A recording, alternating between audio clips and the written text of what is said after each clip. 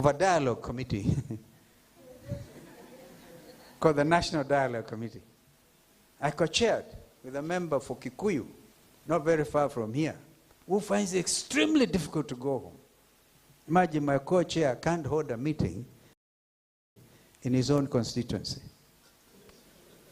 because people went to visit him. I visited him in such large numbers that he didn't have enough tea to give them. Time for dialogue must also be in consonance with the reality, the political reality of the time. I posit that there's nothing wrong with having dialogue, but Kenyans are saying we have had so many of these. Why don't we, first of all, we had building bridges, and with the BBI, Building Bridges Initiative in this country, a proposed constitutional amendment. Maybe Kenyans themselves, the Gen Z, can come up with an approach that will bring about a constitutional amendment to anchor some of these wonderful thoughts that Kenyans are not willing at the moment to deal with. As a co-chair of the National Dialogue Committee, that are pending in Parliament, if they are properly implemented, then this country will say, yeah, it makes sense to have dialogue. But what is the point of having dialogue upon dialogue upon dialogue and nothing comes out of it?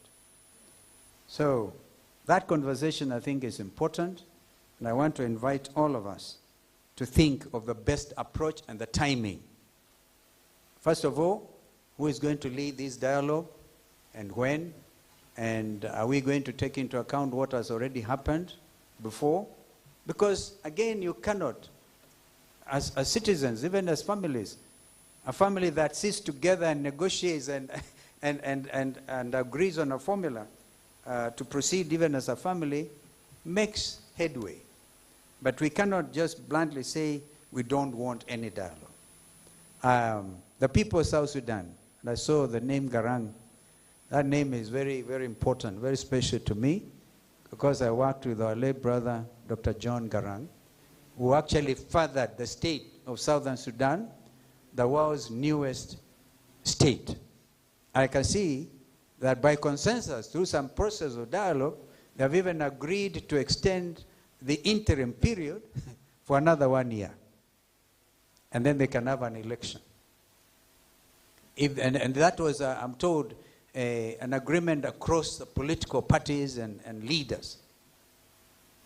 And I saw President Salva Kiir saying, at his age, he doesn't want to continue leading that country forever. Now that is show of statesmanship. Well, as involved engagement is vital in encouraging youth to use social media platforms responsibly for civic education, engagement, information dissemination, and community mobilization. Let me take this moment to focus on the importance of youth political party wings in fostering inclusive democracy and thereby enhancing the role of youth in governance. Many political parties, particularly in Kenya, and there are very many, we are not short of them. By the way, what you have seen here as leaders, people representing political parties, is just a tip of the iceberg. We have 90 political parties. But sometimes then we also taken the initiative, I'm sure, to coalesce around coalition making. I think coalition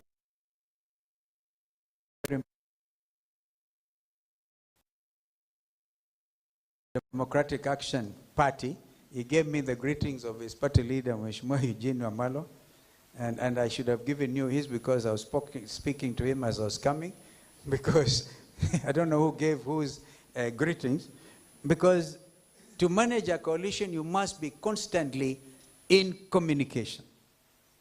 My own party, and I want to recognize these two young people, Edwin Musembi, the chairperson, University chapter of WIPA, and there's Moses Mulu, the youth leader from Nakuru County, right? They actually confronted, I remember that Edwin confronted us yesterday in the NEC meeting. You know, they are not waiting. These Gen Zs are not waiting. They just came and said, we demand our space.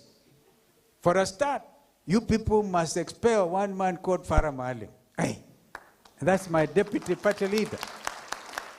That was a demand, an express demand, because if a leader can say, if I was president, I would kill 5,000 in a day. Well, I'm quite sure my deputy would say that was a slip of the tongue, because that was a very serious statement. We, as political parties, we need to be able to save lives, not to do away with them. So political parties in Kenya, in the region, I mean, looking at Uganda, for example, our friends from Uganda, from Tanzania, I know that President Kagame is going through an election in Rwanda. I talked about South Sudan, and I know that, yeah, Somalia has joined the new kid in the bloc within the East African region. And the day Somalia will be able to have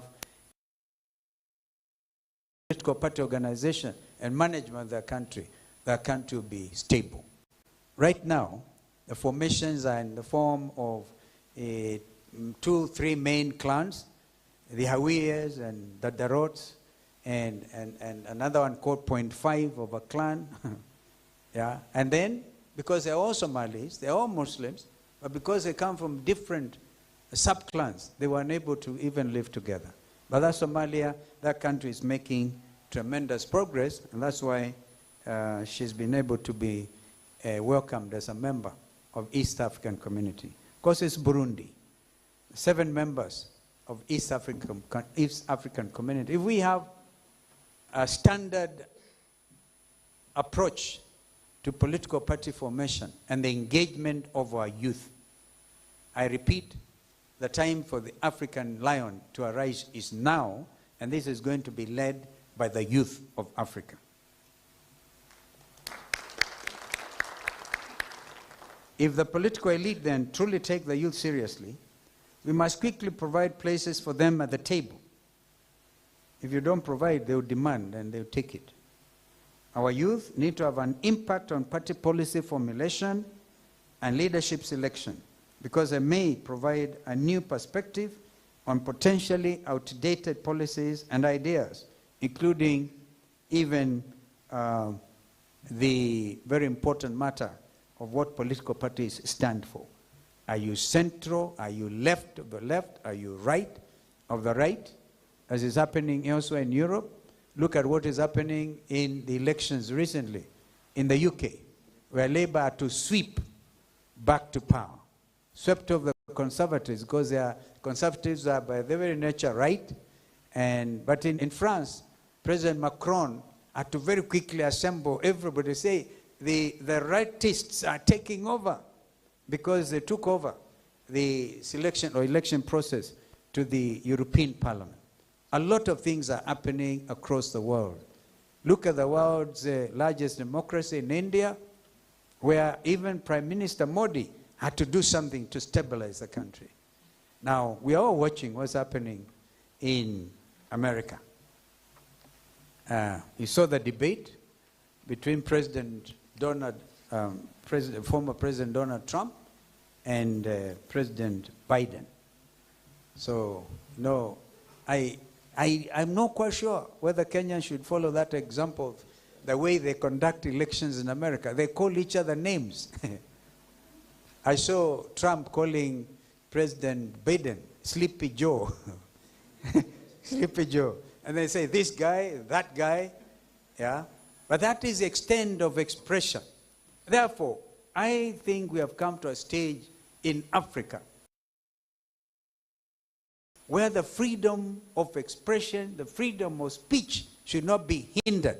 Provided, of course, you are guided by the laws of the land, which say if you abuse me very badly, I can also go to court.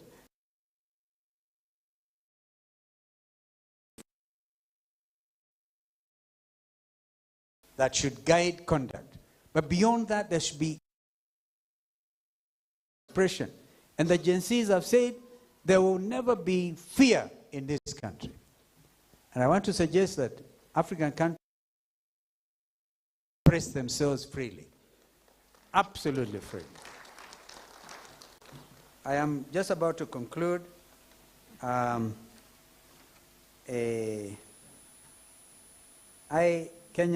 who are amongst you will have seen that I was at the we call it Kenyatta International Conference Center 2 days ago, when the Independent Electoral Boundaries Commission IB Amendment Act 2024 was signed into law by President Ruto.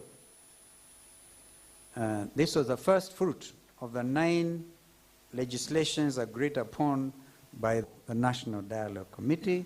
I did mention that I was a co-chair.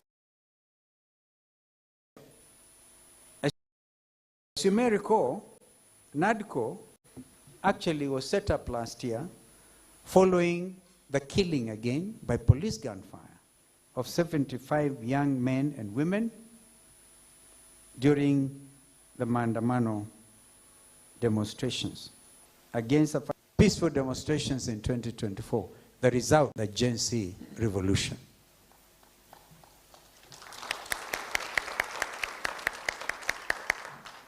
Although my political party is called Wiper Democratic Movement, I can tell you that dictators will be wiped out by youths, not in Kenya, but in Africa. So I think the name of my party is becoming a lot more relevant. Wiping out corruption, wiping out dictatorship, wiping out opulence. You know, Kenyans are amazing. They even look at the way you have stolen their money and you're wearing expensive suits. They even, I think, able to Google and see which shops you bought these things from. And they tell it to you. This minister must remain nameless, but I saw a minister when I was waiting to come here, a cabinet minister in William Ruto's government. And she told me, shockingly, that our own daughter was in the demonstrations against our mother and against our president. This is a Kenyan thing. The youth are saying, well, even if you're in that government, Mama, I'm sorry, I'm out. We are getting our destiny. We will not allow our country to go to the dogs. And she said, we have all learned our lessons in humility, thanks to Gen Z. No Kenyan will go about showing off what kind of car you're driving, what watch, what shoes you wear. Yes, they're saying, wait, and it's so biblical. They've even put order in churches. Nobody will go carrying 20 million shillings in a church function and donate it. They'll be asked by Gen Z, wait a minute, we know your salary. Look at the order that this, within just under 1 month, what has happened in our country. More importantly, Gen Z have shown Kenya, the region, the continent, and the world how youth-inspired active participation through representation, education, innovation, and policy reforms can bring democratic ideals to life, resulting in the defeat of authoritarian practices. I believe that if we are to realize any of our visions, be it Vision 2030, as in Kenya, or Agenda 2063, which is Africa's blueprint and master plan for transforming Africa into the global powerhouse of the future, then our youth must have their seats at the table today, not tomorrow. Now, not in 2030 or in the imagined 2063. That's too long to wait. In conclusion, it is imperative, ladies and gentlemen, to invest in youth development and create opportunities for their meaningful participation in decision-making processes, ensuring that their voices are not only heard, but acted upon. I thank you.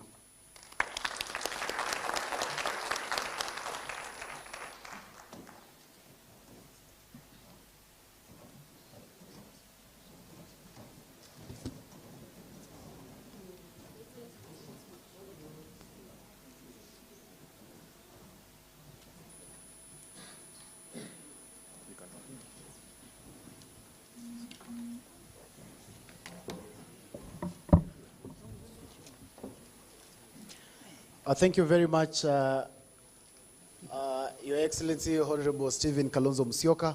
Another round of applause for him.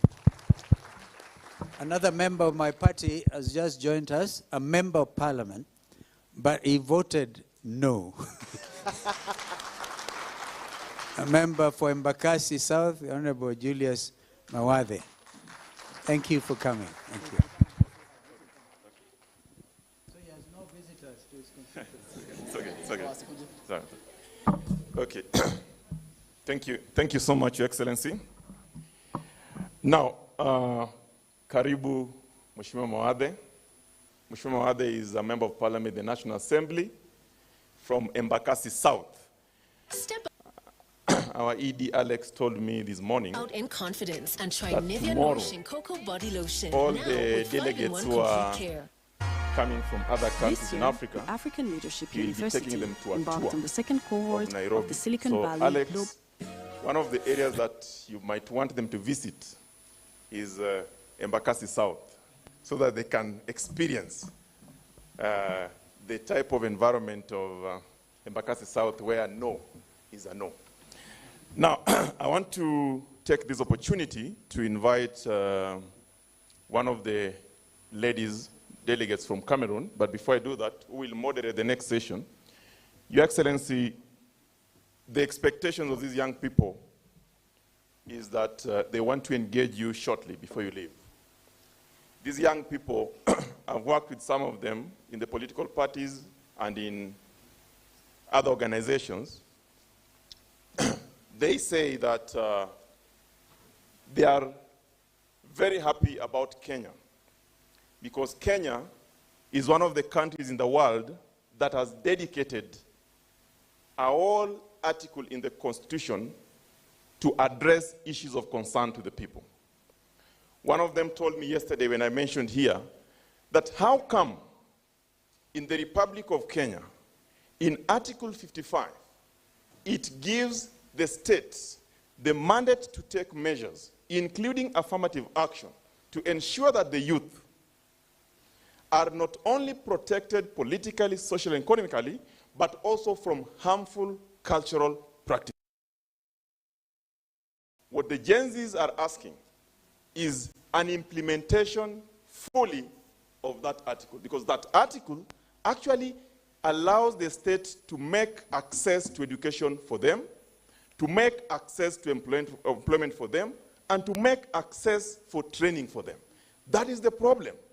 So I want to invite Liziana from Cameroon to come and help us moderate the session for the Q&A to His Excellency Dr. Stephen Kalonzo Musyoka. Welcome, Liziana. Thank you so much. I mean, and as we all already know, young people in Africa, we make up, the largest, youngest population of the world, actually, and with over 70% of young people, that are under the age of 30. And this demographic, it presents a unique opportunity for innovation, economic growth, and development.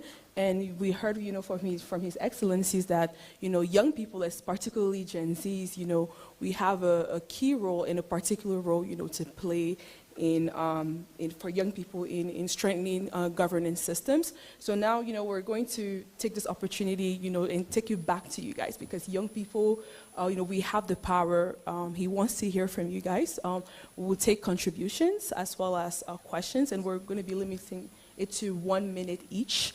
And also, I would like to say that, let some of our contributions and questions, let it be respectful, and let it be very concise, okay?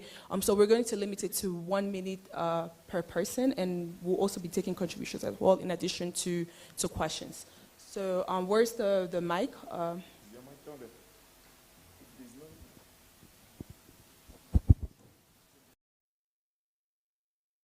should be one.